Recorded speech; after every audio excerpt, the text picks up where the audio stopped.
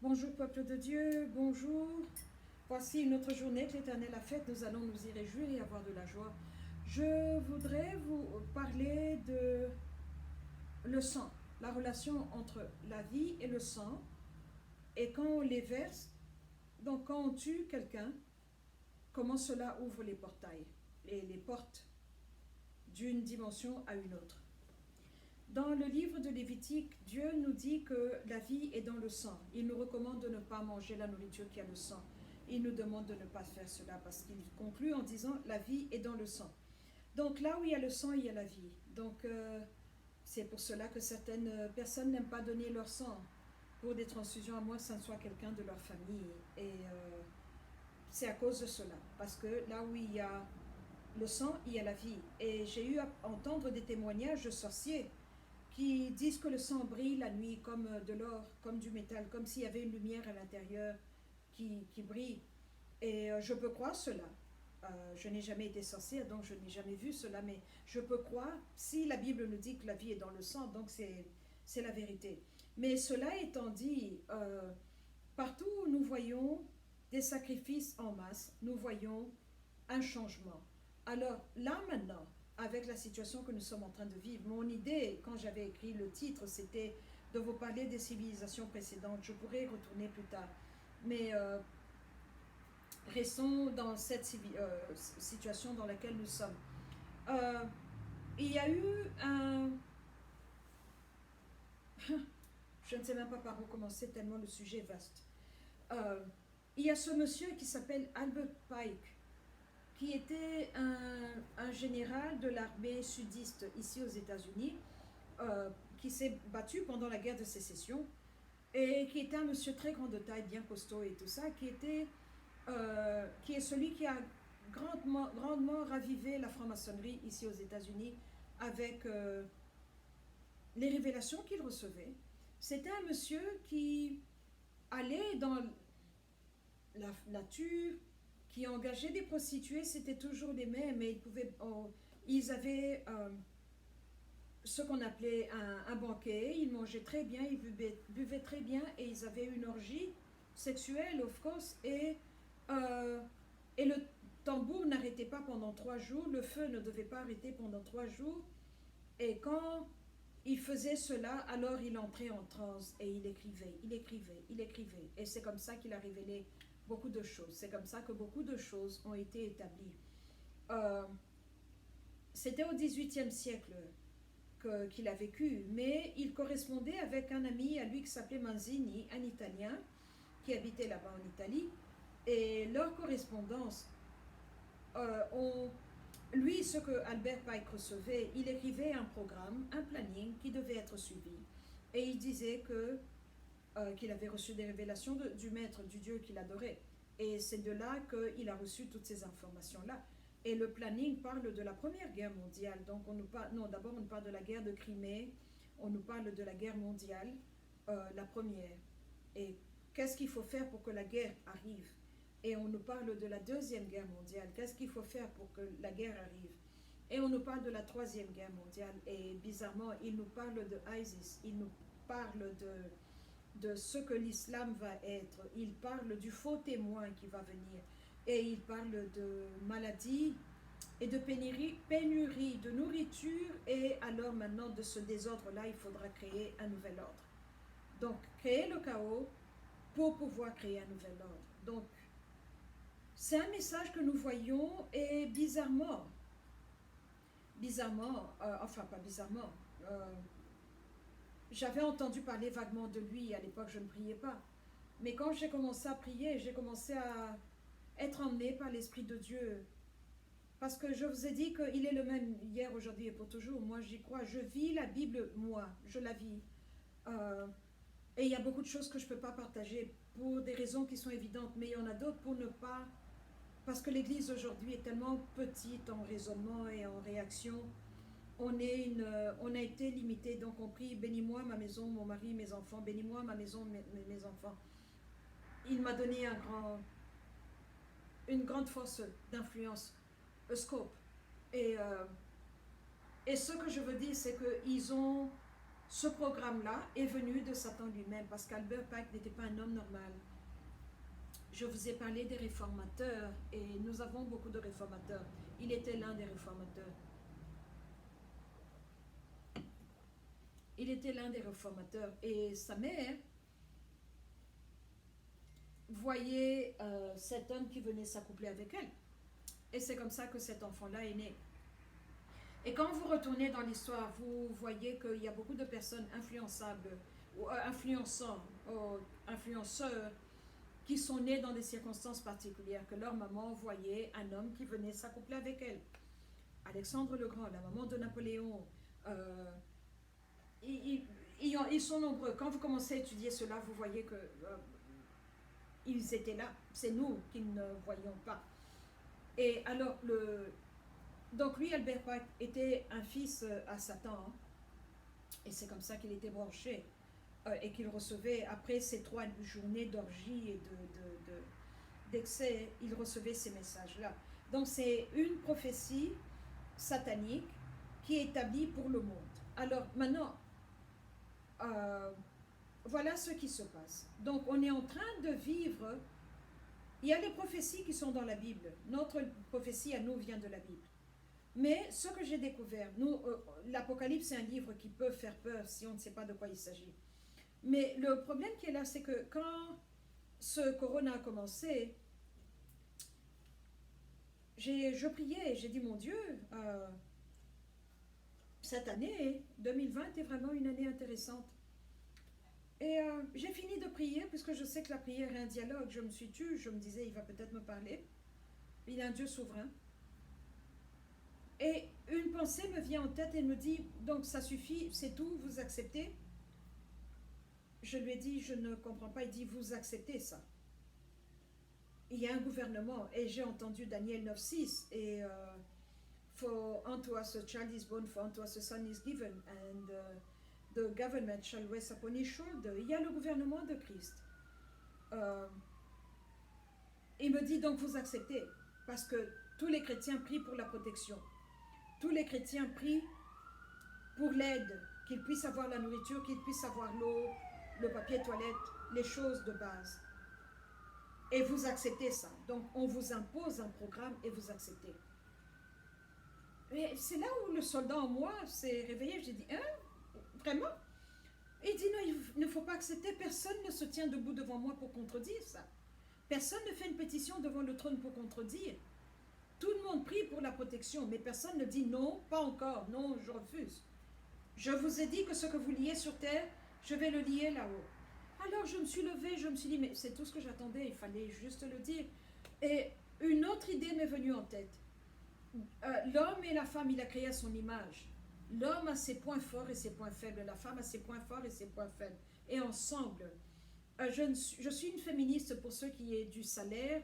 Quand j'ai un certain diplôme, je veux avoir le même salaire qu'un homme. Mais je ne suis pas là pour la compétition, là que j'ai préparé le mardi, tu prépares le mercredi, j'ai passé l'aspirateur le jeudi, toi tu laves les habits le samedi.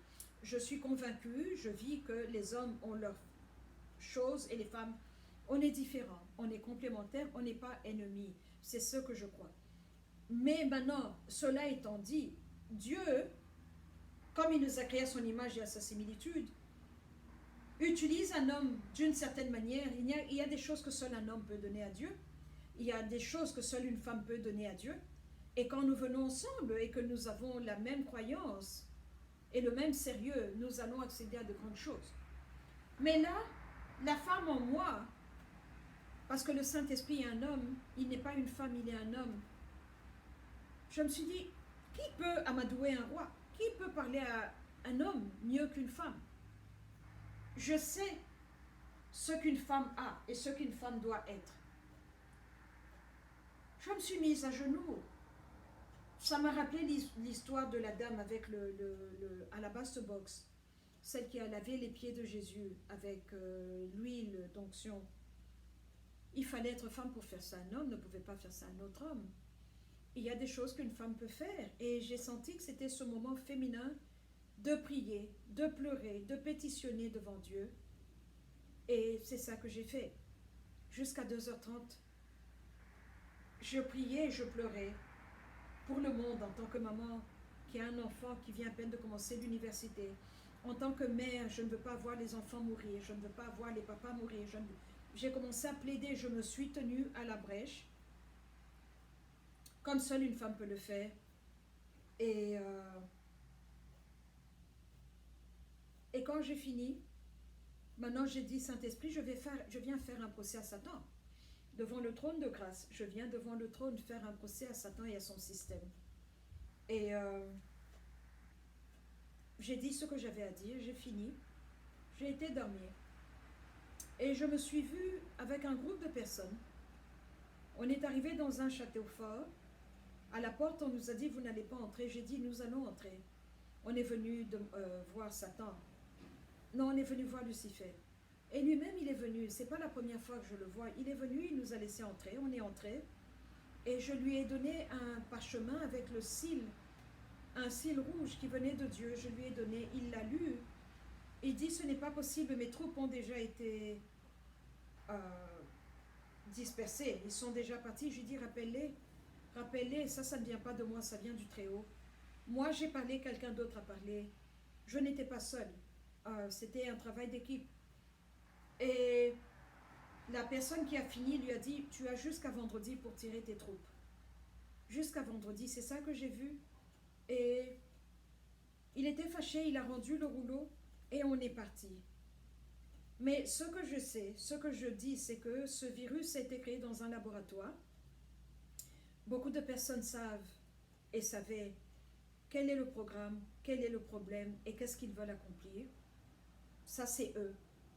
Mais maintenant, il y a le gouvernement de Christ qui est là. C'est là où maintenant la vraie prière, la bonne prière de la bonne manière intervient. Ça, ce n'est pas le moment de prier n'importe comment.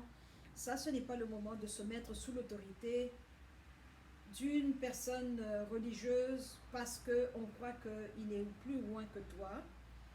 J'ai reçu beaucoup de emails où le pape a appelé à la prière. C'est pour les catholiques. Je ne suis pas catholique. Les prières œcuméniques, je ne peux pas y participer. Je prie chez moi à la maison, avec efficacité, avec tout le sérieux. Si je dois rester debout jusqu'à 3 heures du matin, je vais le faire. Voilà où j'en suis. Voilà ce que j'ai vu. Voilà ce que je voulais partager avec vous. Le royaume de Jésus est ici. La dimension de Jésus est ici. Et on ne doit pas tout accepter. Il y a moyen de plaider. Et en plaidant, la finalité était que j'ai entendu 15 ans. 15 ans de répit. C'est pas la première fois que j'entends 15 ans. Nous pouvons aller là où le roi Ézéchias, dans la Bible, demande à Dieu. Dieu lui accorde 15 ans. Nous pouvons, le jour où Brexit est arrivé, Dieu m'a dit, je rajoute 15 ans. Le jour où le président Trump a été élu, Dieu m'a dit, je rajoute 15 ans. Et je proclame qu'il va revenir pour le 2e mandat. Mais cela étant dit, moi je plaidais pour l'Afrique, j'ai demandé un autre 15 ans pour l'Afrique.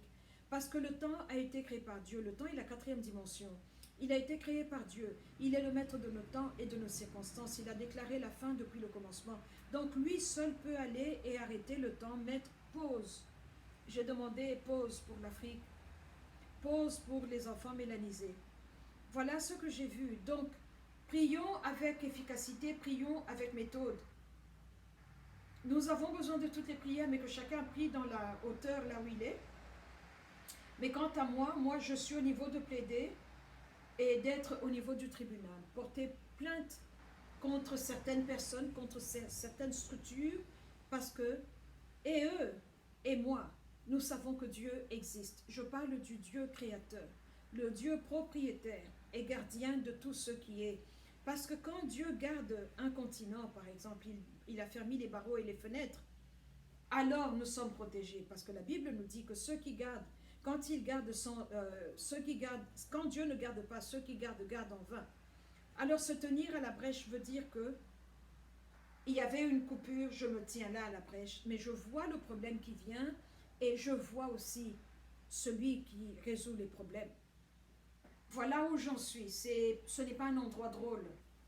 Ce n'est pas un endroit drôle.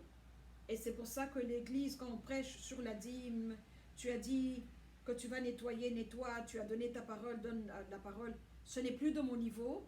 On doit grandir. Et grandir n'est pas drôle parce qu'on est à l'aise dans la foule.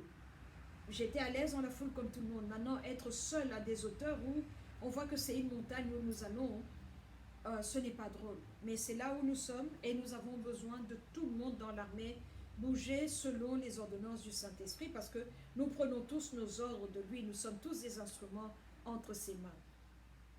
Et voilà ce que j'ai découvert. Donc, j'ai demandé pour 15 ans. Le groupe qui était avec moi, on a plaidé pour 15 ans. Et Satan, on l'a vu reculer. Pour 15 ans. Prêchons au maximum, évangélisons au maximum, prions au maximum, faisons le bien au maximum. Emmenons notre jeu à un autre niveau. Ce n'est plus l'église de tous les jours. L'église où je peux dire, oh, je peux fumer la drogue et aller à l'église. Non, il faut choisir. Parce que beaucoup vont être fauchés pour qu'ils ne choisissent pas avant qu'ils n'entrent en réalité. Pour ceux qui sont dehors, pour ceux qui sont dans la vallée de la décision. Donc, il faut changer notre façon de faire. Qu'on soit comme une équipe d'athlètes qui va aller maintenant au grand jeu, c'est là où c'est comme ça que nous devons être. Voilà ce que je voulais partager avec vous. Voilà ce que j'ai vécu. Et on va continuer. Donc, la raison pour laquelle il faut verser le sang, c'est pour ouvrir des portes. Alors maintenant, le but de ce virus était de prendre le plus de sang possible pour pouvoir ouvrir une grande porte. Et nous avons de ces élites, ces personnes très riches qui parlent de diminuer la population du monde de 70%. Ça, ce n'est pas bon. Il faut s'opposer à ça. Alors, 70%, qui êtes-vous pour décider cela? Il faut refuser cela. Donc, c'est là où nous sommes. Voilà l'état du monde. Nous devons prier, nous devons savoir que nous savons, et que nous appartenons à Dieu, et qu'il y a moyen de prier, de plaider et de pétitionner. Le tribunal de Dieu est toujours ouvert. Mais il faut être droit. Un cœur droit, des mains propres, et aller à genoux. Et il y a moyen de lui parler. Il est un bon père. Que les hommes lui parlent comme des hommes, que les femmes lui parlent comme des femmes. Et nous allons arriver à cette pause de 15 ans. Elle m'a été accordée. Je viens le proclamer par la voie publique. Je viens vous dire ce que j'ai vu. Et que la grâce et la miséricorde de Dieu soient avec nous. Merci beaucoup.